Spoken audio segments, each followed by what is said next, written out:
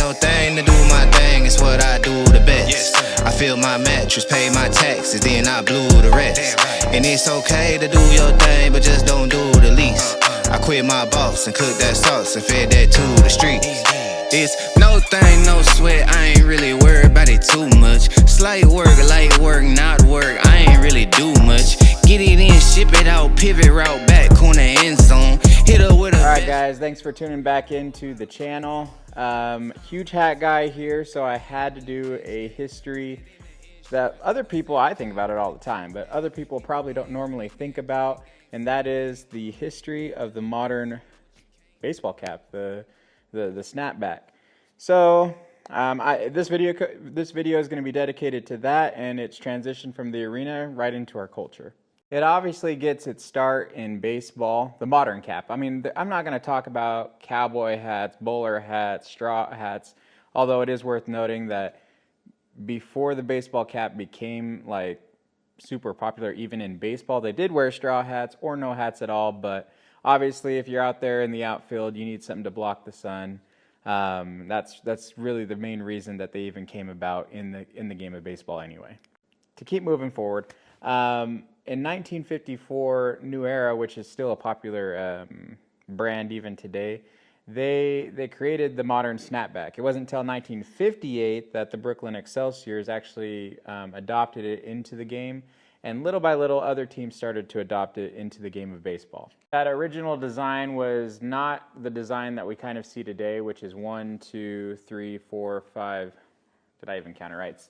Today our modern cap usually is like 6 panels. That cap back in that day featured a shorter brim and 8 panels on the top of the hat. But like I said, I mean, it's morphed. I mean, we have fitted caps, we have elastic caps, we have trucker caps, which are probably one of my favorite. I wear a lot of trucker caps. But it's morphed, and off the field of baseball, it really wasn't accepted to wear a hat off the field of baseball until around the late 70s. But even those that did wear it in the late 70s, 80s, they were kind of a sad bunch because that fashion trend actually entered pretty much a dark age. In the 70s, 80s, a lot of people still weren't wearing baseball caps. It was the 90s that really kind of revolutionized, you know, mainstream hat wearing.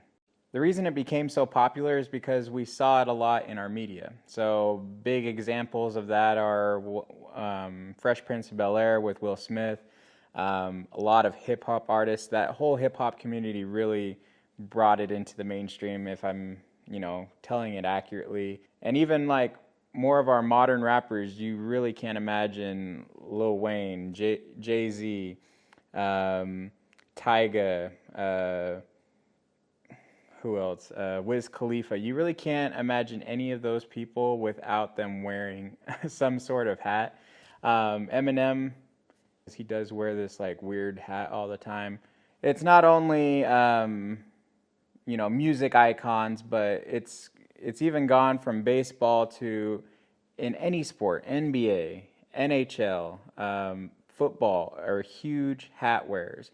Me personally, I mean, obviously there's lots of brands, Hurley, all these different brands that now have hats into the culture. You're not specifically representing a team or anything. My favorite type of hats are like the places that I've been to or that I've worked at. I have a lot of work hats, hats of gyms that I've been to. Just a lot of things you can really represent yourself through hat wearing. I mean, that's just, I mean, like I said, I'm a huge hat guy. Really to the point of where I feel wearing hats is downright American.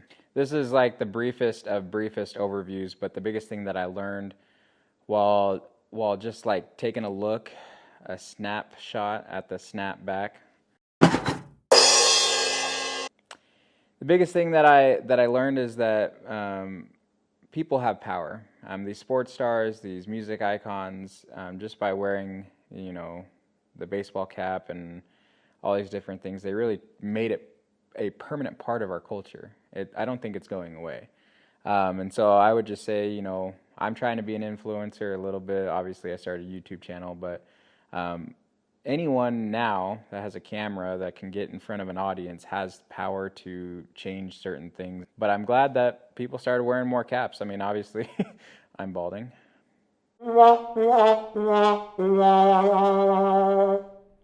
but that's not the reason I like hat. Okay, maybe it is the reason I like hats, but they're I feel like they're a big part of my life now, and I love wearing them. So, anyways, that's it for this episode.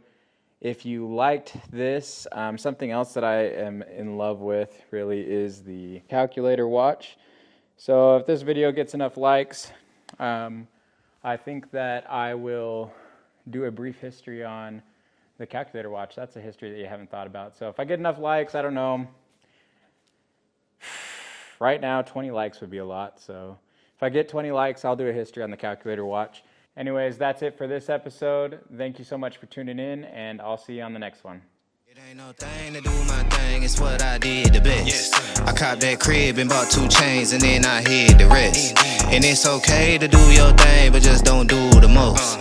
I put my friends in that old Benz and took that to the coast. It ain't no thing to do my thing, it's what I do the best. I feel my mattress, pay my tax.